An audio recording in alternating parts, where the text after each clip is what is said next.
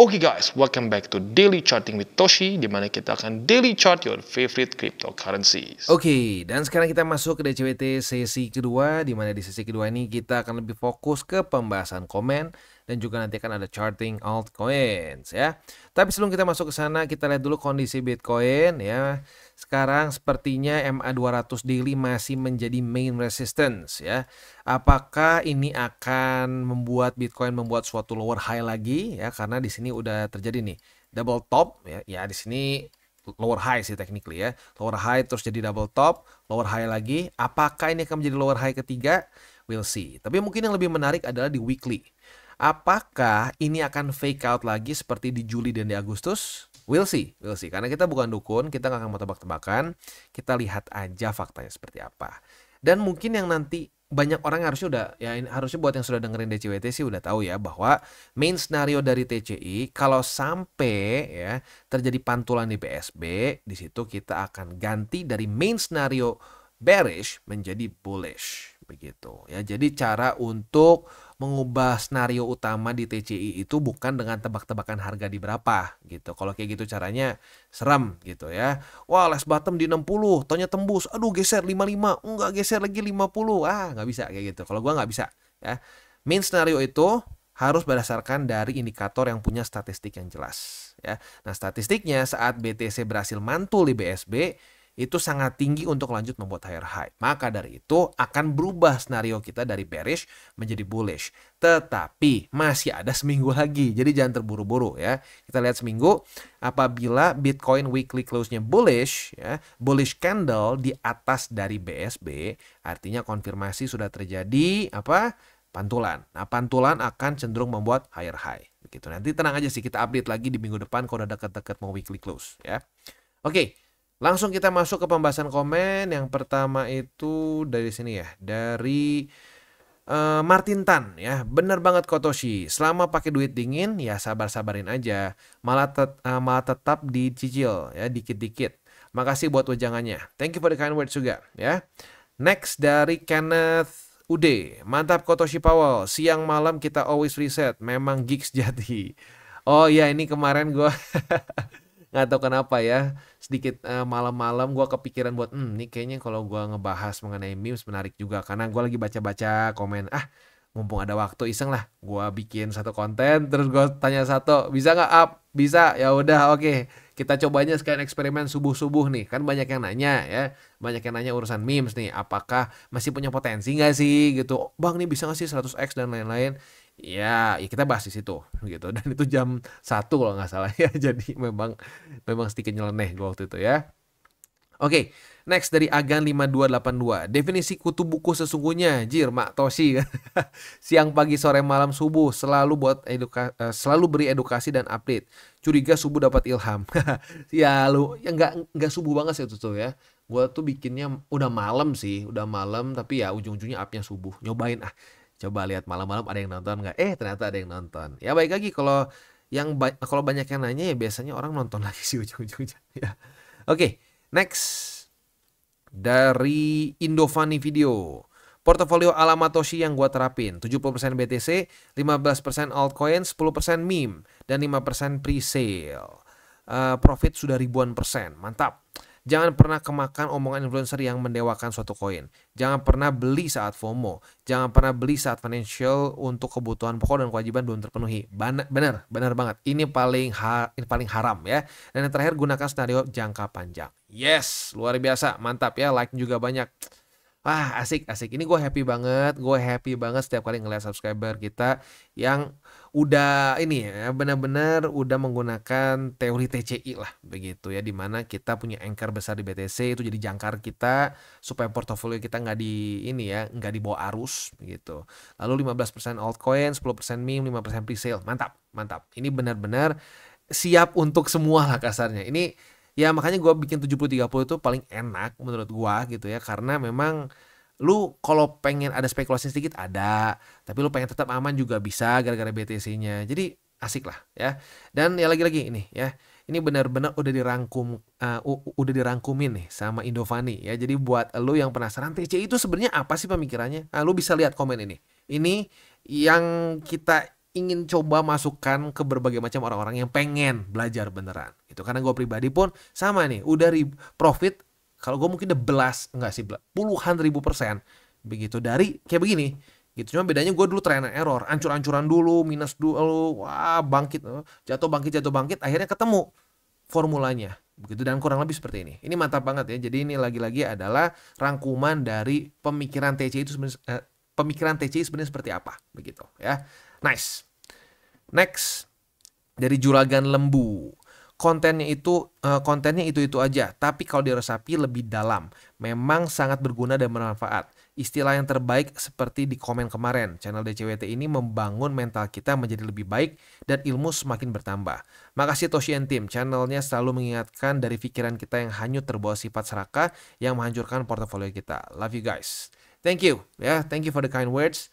Jadi memang lagi-lagi ya, kenapa kadang-kadang mungkin orang yang udah sering nonton DCWT, sebenarnya kalau yang dibahas sama Toshi ya nggak terlalu ekstrim banget ya, nggak ada yang aneh-aneh gitu. Iya benar, nggak perlu yang aneh-aneh gitu. Dan kalau gua rasa, kalau gua ya, style gua seperti ini. Kalau tidak ada apa-apa ya jangan dibikin ada apa-apa, jangan dicari-cari begitu. Karena kalau gua lihat ya, kalau orang suka mencoba aja cari-cari supaya yang penting kayak dapat hype-nya gitu ya, ujung-ujungnya jadi ngalor ngidul gitu. Jadi kalau menurut gua nggak penting ya gua nggak bahas. Kalau menurut gua penting gua bahas, dan bahkan gua ingetin berkali-kali. Karena kenapa? Sifat serakah itu paling gampang keluar lagi kalau misalkan tidak diingatkan begitu. Karena ingat, kebiasaan buruk tuh sangat mudah untuk tertular, sementara kebiasaan baik sulit untuk diadopsi begitu ya. Dan ini gue harus ingetin juga nih, ini ada yang namanya T.Tele, ya inilah ya, ini pokoknya scam, ini bukan kita nih. Jadi buat yang ada yang dikontak dengan ya inilah ya, si YouTube bukan channel mungkin ya, ini ya pokoknya inilah, ini imposter. Jadi kalau sampai ada yang minta duit dari sini gitu ya, atau dari orang-orang lain yang mengaku dari TCI, ingat, TCI tidak ada pungut biaya sama sekali, tidak ada grup sinyal, tidak ada VIP apapun. Jadi kalau sampai ada yang minta duit dari TCI, udah pasti itu scammer begitu. Jadi ini gua report dulu deh ya, report ya, ke spam aja masuknya ya. Oke, next. Mana lagi nih? Oke, dari nggak kelewat ya, Stefan Rinardi ya. Kalau stokastik RSI atau MACD bisa jadi patokan nggak bang? Bisa, boleh aja. Itu sebenarnya kan masuknya ke filter ya. Jadi kalau gua pribadi gua lebih sukanya ya pakai MA, pakai struktur. RSI boleh aja ya. Tapi kalau gua pribadi, gua udah cenderung nggak pakai, karena kadang-kadang dengan ada tambahan RSI lagi, sebenarnya setup yang kita bisa buka jadi nggak kebuka begitu. Tapi kalau lo konservatif, boleh aja gitu. Jadi itu memberikan filter tambahan lagi supaya in theory setup lo lebih benar begitu. Tapi kalau gua sih, kan gue intermediate nih, jadi di tengah-tengah. Jadi kalau gua kadang-kadang ngerasa beberapa kali malah gue bisa kebuka, malah nggak kebuka gitu. Tapi kalau lo konservatif, boleh pakai RSI, pakai stokastik, pakai RSI, pakai MACD, silakan ya. Oke, next, Andri Tiono. Bener bang, hidup kalau nggak mau berpikir terasa kosong bang. Justru semakin berpikir, kreativitas itu datang dan ujung-ujungnya malah profitable. Yes, bener. Kalau kita bengong gitu dalam hidup, ya susah begitu. Lu coba lihat orang-orang sukses, orang-orang kaya, investor semua lah gitu ya, investor besar, bisnismen besar, itu semua mikir terus gitu ya. Kalau cuma bengong doang susah begitu. Jadi ya tapi mikirnya harus mikir yang ini ya, mikir hal-hal yang berguna ya. Kalau mikir hal-hal yang nggak berguna ya kacau juga. Tapi kalau Bro Andri sudah kebayang pasti mikirnya hal-hal berguna ya, karena pertanyaannya juga berbobot. Mantap. Next, dari Aina 88. Jujur, TCI selalu ditunggu-tunggu. Nostalgia saat masa SMA dulu. Nunggu siaran radio Ibis Surabaya. Wah, ternyata ini ya, orang Surabaya nih Bro Aina ya. Matoshi, mengerti banget poin-poin cara menyampaikan berita yang sangat baik dan benar. Unsur edukatif, realistis, karismatik. Wah, thank you ya. Cara penyampaiannya bisa menggerakkan para pendengarnya. Nggak salah Pak Sato dan tim mempercayakan Matoshi. Overall terbaik buat Matoshi dan tim TCI. Salam tabur tuai, sukses selalu buat kita semua. Amin, amin. Thank you for the kind words ya. Wah, karismatik, wah mantap juga ya.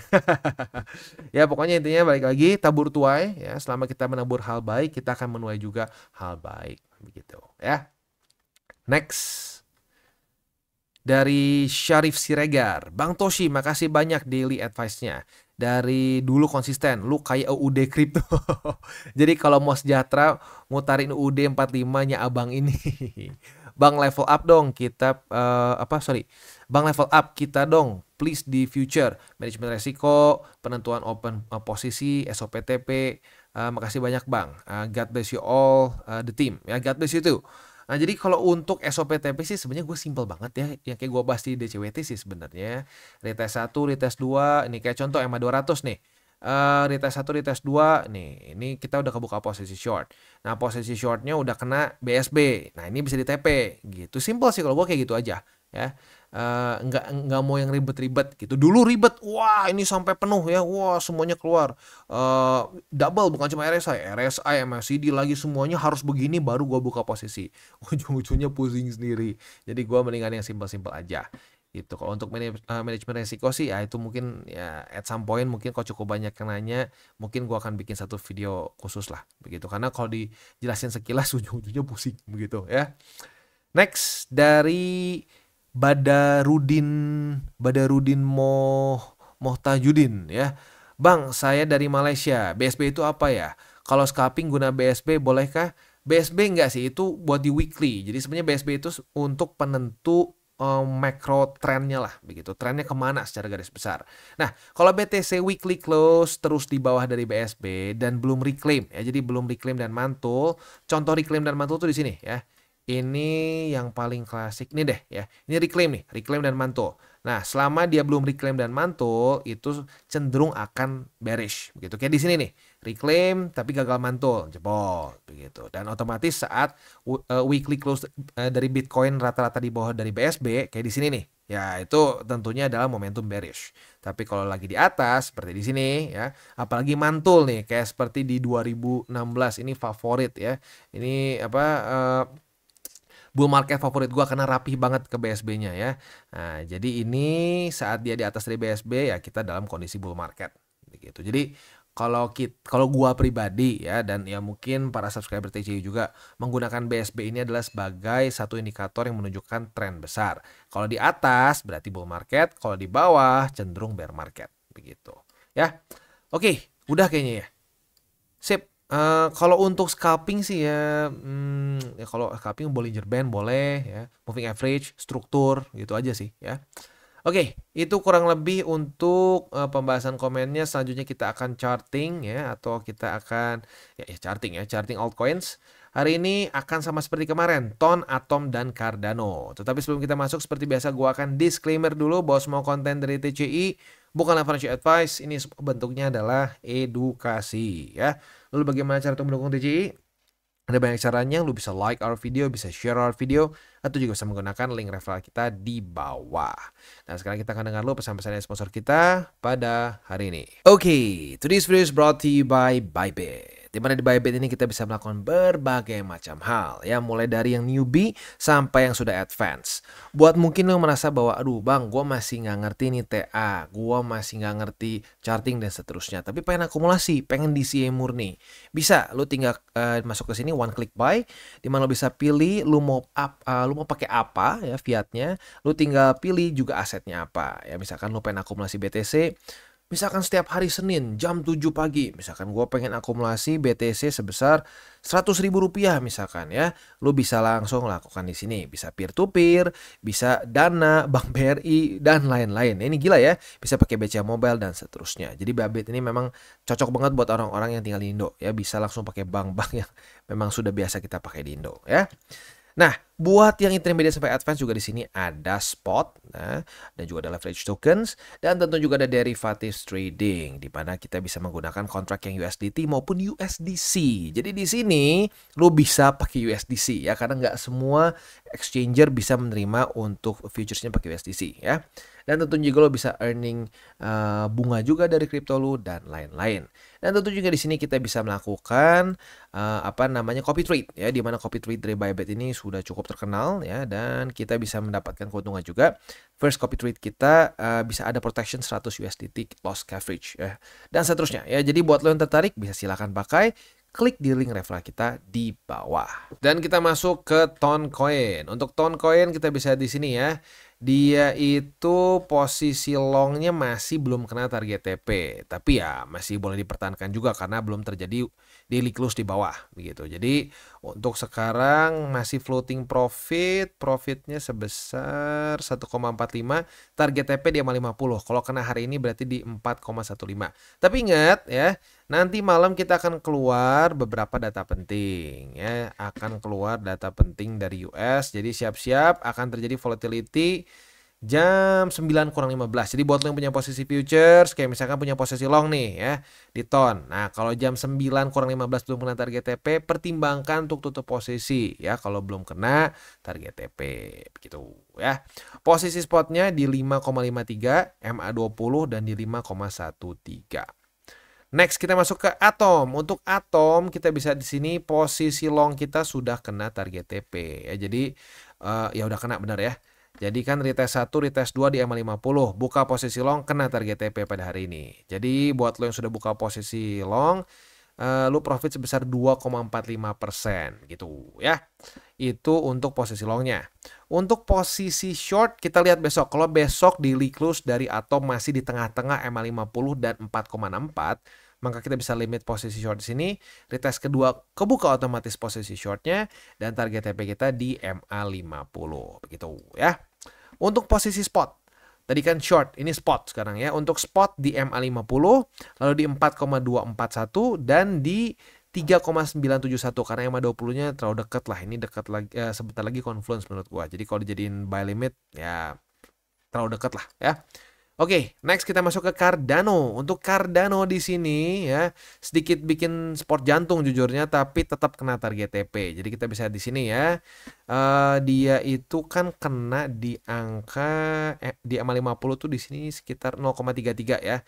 Kemarin subuh 0,33 kena 0,33 kena di mana nih? Ya pokoknya di daerah sini lah. Udah kena dulu baru akhirnya daily close di atas. Jadi harusnya sih aman buat yang pasang target TP. Kalau nggak pasang target TP ya cut loss sebenarnya harusnya kalau sesuai SOP ya. Nah, buat yang buka posisi short kemarin lusa berarti di tanggal 21 September, yang 50 berarti profit sebesar 3,39% ya. Nah, untuk posisi short kita lihat besok. Kalau besok daily close dari Cardano di bawah dari 0,356 ya berarti itu retest pertama. Retest kedua kebuka posisi shortnya dan target TP di MA50. Jadi bisa nge-short lagi nih. We'll see. Dan kalau sampai hari ini terjadi, tapi ya hari ini mungkin highly unlikely lah ya. Tapi kalau sampai hari ini terjadi juga sebenarnya kita bisa limit di MA50 ya. Sorry, terjadi retest maksudnya ya. Jadi kalau terjadi retest kedua di MA50 hari ini juga bisa buka posisi long. Tapi lagi-lagi cenderung highly unlikely sih ya. Oke. Itu untuk posisi futures. Untuk posisi spotnya di MA50, lalu di 0,34 dan di 0,321 ya. Itu kurang lebih untuk posisi spot dan futures di Cardano ya. Oke, sebelum kita tutup DCWT sesi kedua ini, kalau gua pribadi akan sekali lagi mengingatkan, terutama untuk para newbies, gua ngerti kemarin ini rally, ya bukan kemarin, sebenarnya beberapa hari lalu tuh mulai rally, mulai banyak yang, aduh gimana nih bang, telat nggak ya bang, udah. Buang pemikiran telat-telat ya. Jadi jangan sampai kepikiran, waduh harusnya gua kemarin beli di sini nih. Aduh sekarang udah takut ketinggalan nih. Hajar. No, udah biarin dulu aja ya, masukin dulu aja di kantong duitnya. Kalau udah bentuknya USDT ya biarin dulu ya di flexible account. Bukan di ini ya, flexible staking ya supaya bisa terus dapat yield. Tunggu sampai terjadi retest di support. Kalau belum terjadi retest jangan dipaksakan. Ya, kalau belum terjadi retest di support jangan dibeli ya. Retest resisten ditunggu aja. Begitu. Kalau retest resisten kita boleh pertimbangkannya buka posisi short aja.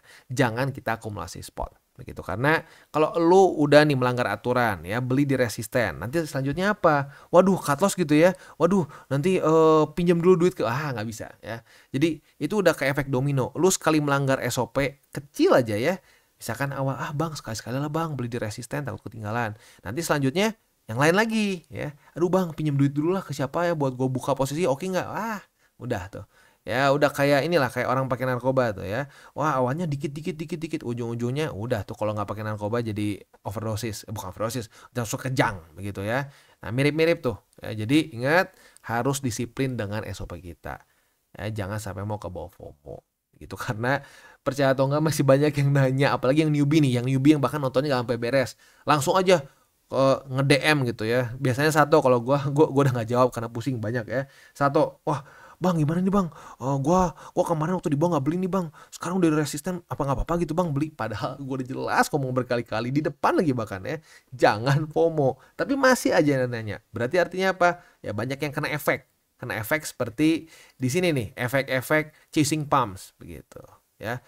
Ya memang sulit untuk para newbies, tapi ya itu harus dilalui. Kalau nggak bisa dilalui, ujung-ujungnya antara jadi pejudi di market atau masuk ke kategori ya kripto anjing itu. Wah, kripto tuh semuanya scam gitu. Wah, ya susah kalau udah kayak gitu ya.